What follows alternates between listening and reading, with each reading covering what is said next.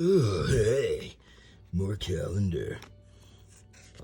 The way I do things is where we ended off, so schlink.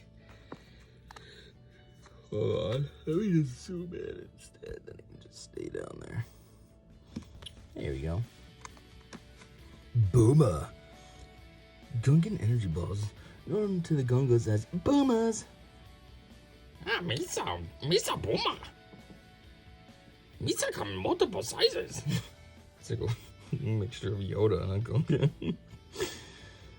From smaller handheld types to huge artillery rounds, strong enough to take out an armored tank. The largest boomas must be carried in wagons and then loaded into giant catapults. The balls contain plasma energy and cause electric shocks may explode on impact. Next up, can you even see this? Is the Fulminatrix. The Fulminatrix, captained by Modern Kennedy. I've been getting this guy in the. If you check out my Star Wars card trader, card trader app game thing, I've been getting Modern Canada's. So he's with the First Order, and this is his ship. Is armed with bombardment cannons capable of destroying planetary shields. Though the Fulminatrix succeeds in obliterating the resistance based on Dakar, a resistance bomber run destroys the Mandador 4 class siege dreadnought in response. Did it have a longer name? Mandador 4 class siege dreadnought. Jeez. Hey, who's running the Mandador 4 class siege dreadnought today? Like, talking about it long enough.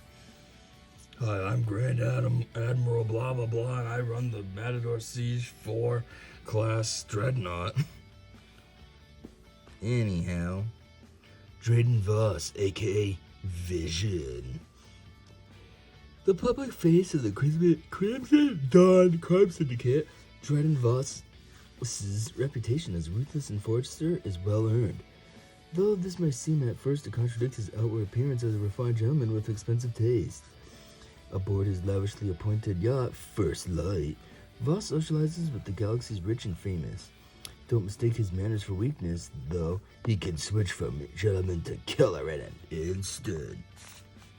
Actually, you know what I was thinking about?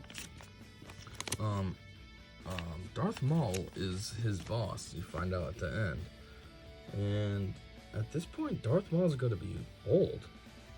Because, this stuff's supposed to happen when Han was young. Well, then again, I don't know how young they made Han. So never mind, maybe he's not old. Could be during his heyday. Who knows? Wait, no, hold on. Let me back up. Yeah, no. He would have to be old. Because Han is supposed to be around the same age as Luke. So, Luke is Anakin's kid. So when Qui-Gon got killed by Maul, Anakin was only, 9? Now Anakin's Darth Vader. Let's say even at the beginning of New Hope, he's supposed to be, 20? Actually, how much time? No, he wouldn't be 20, because he was probably 20 when Luke and Leia were born. So Luke's supposed to be, 18? So he'd be at least 38. Vader's at least 38 then. And Maul was probably, 30 when he was 9. So we're looking at 30 years difference, so 60. So yeah, Maul has to be at least 50 at the time of this movie, Solo, when he's the boss of Drayden Voss. You know something too about that scene with Maul? Yeah, it was kind of cool, kind of like the Vader scene in Rogue One. Oh, cool, Vader. And then this one's oh, Maul, that's pretty cool. But one thing I thought made absolutely no sense is when he turns on his lightsaber. What was the point of that? He's a hologram as it is, and he turns on his lightsaber. What's that gonna do? Okay, cool, we know you have a lightsaber.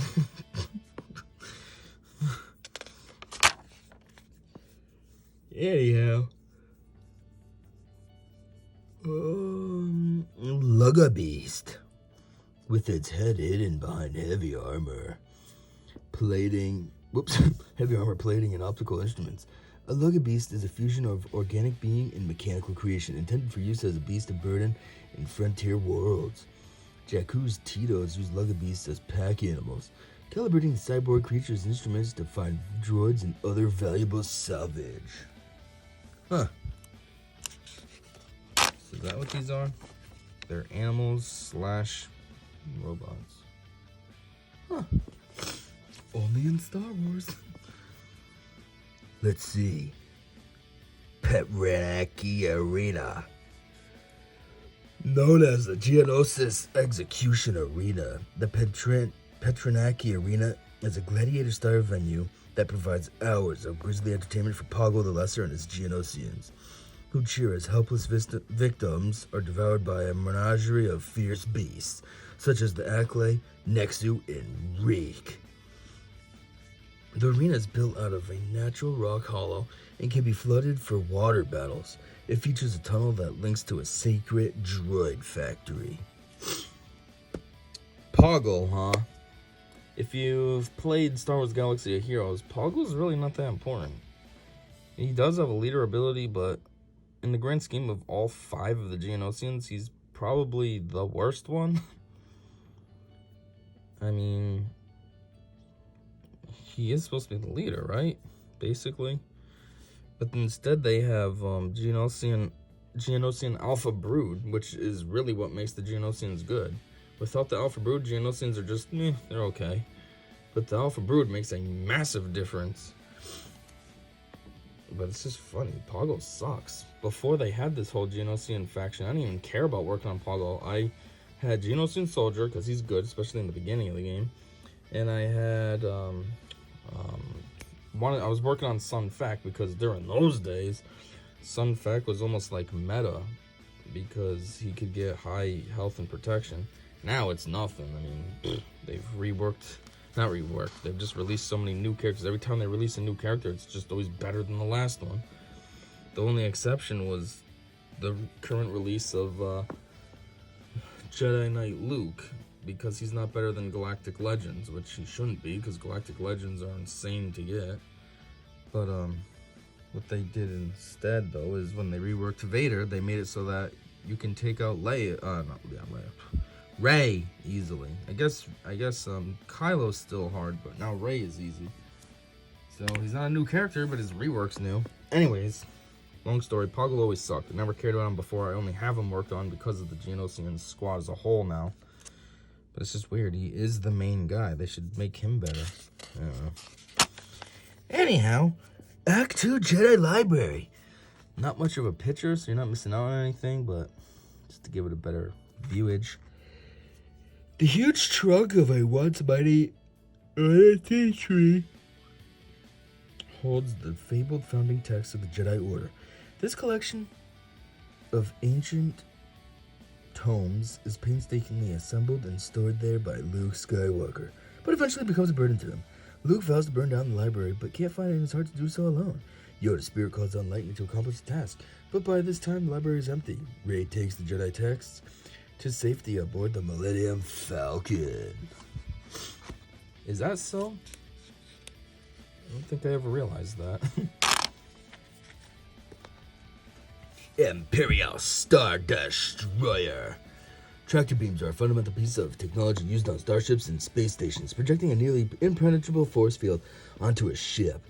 Aboard warships such as Imperial Star Destroyers, tractor beams are classified as offensive weapons and aimed at fleeing craft to slow their escape or immobilize them entirely, making them easy targets for the warship's turbo blasters. Or lasers. Turbo lasers. Hey, look, we're only on Easter. Sounded like I said Luke. I was not saying Luke. I was trying to say Luke. Trade Federation battleships. They're battleships? I always thought those were just like space stations, you know what I mean? The enormous Trade Federation battleships look like flattened discs with a central sphere that holds the ship's bridge and reactor assemblies. Each battleship, formerly a cargo freighter, is 2 miles, 3 kilometers in diameter and can carry 500 MTTs, 6,250 at 1,500 troop carriers, 50 landing craft, and 1,500 droid starfighters. So basically a lot of crap. Next, Obi. Old Obi. The Obi-Wan Kenobi.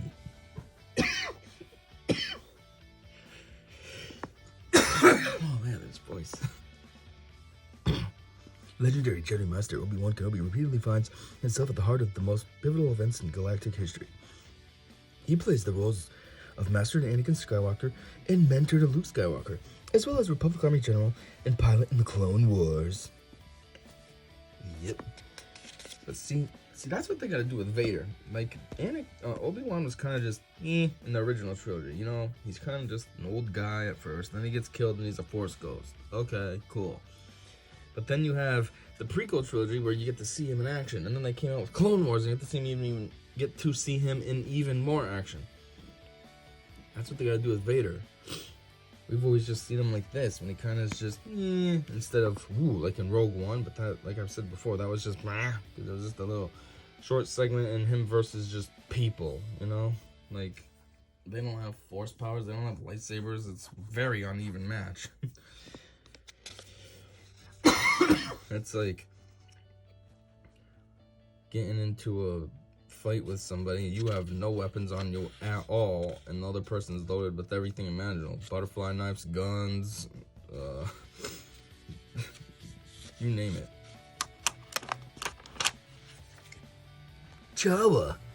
Jawas are a tribe of humanoids standing only 1 meter in height and completely covered by rough hand-woven hooded robes, who comb the deserts for discarded scraps and wayward mechanical devices. Using cobbled-together weaponry, they incapacitate stray droids and haul them into their immense mobile fortress homes called sandcrawlers. Since Tatooine moisture farmers live far from droid dealers and scrap yards, they frequently trade with Jawas, although the diminutive peddlers have a bad reputation for their hastily refurbished junk.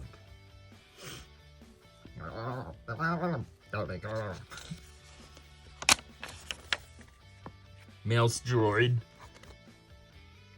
Tiny robots seen scurrying about the Death Star 2, and other military and corporate facilities. Mouse droids perform a variety of simple maintenance tasks. They beep to themselves while making small repairs, delivering messages, and guiding visitors. Occasionally, they explode into panicked squeals when confused or frightened. Mouse droid. Feed Royal Palace. What's this from? Episode 1. Positioned in serene surroundings on a plunging cliff face lined with waterfalls. That came out weird. Waterfalls. The immense Theed Royal Palace serves as the planet Naboo's seat of power. The ancient and majestic building is the residence of Naboo's elected sovereign, as well as the meeting place of Naboo's Royal Advisory Council. The palace is protected by the Naboo Palace Guard. Although, given Naboo's pacifist nature, the trained troops rarely need to mobilize. Hence why they need the Gungans. Oh, this was Friday. Huh. Well, I guess that's it then. My bad, that was the 2 weeks. So, hope you thought it was cool. Basically just PLS. There you go. And don't forget to like the video, leave a comment, and subscribe to the channel because I upload, what's my slogan that I always put down in the description? And subscribe to the channel because I upload at least 5 I don't know. Why is it so much easier when I'm typing? Whatever. Don't subscribe. F me, I'm stupid. Alright, see ya.